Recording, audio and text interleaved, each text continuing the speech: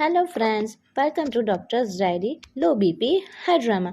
આ પેજ પર તમને એક ડૉક્ટર પોતાના રિયલ લાઈફ ઇન્સ્પાયર્ડ ઇન્સિડન્ટ્સ અને સ્ટોરીઝ કહેશે જે રિયલી હોસ્પિટલમાં થતા સિચ્યુએશન્સમાં એકદમ ફનીએસ્ટ, વિયર્ડેસ્ટ અને એકદમ કેઓટિક લાગશે તમને, કેમ કે હોસ્પિટલમાં ડિસીઝના કરતાં ડ્રામા વધારે જ હોય છે.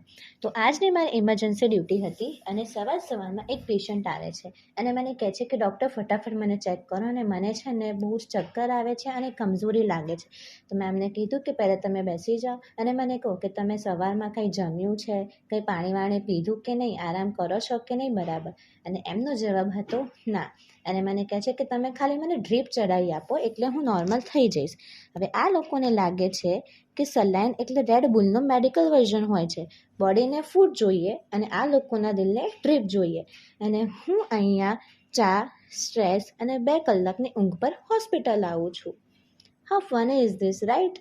તમને બી અગર આવા રિયલ લાઈફ ઇન્સિડન્ટ્સ કોઈ શેર કરવા હોય તો પ્લીઝ કહેજો અને ઇન્ફોર્મ કરજો. Thank you.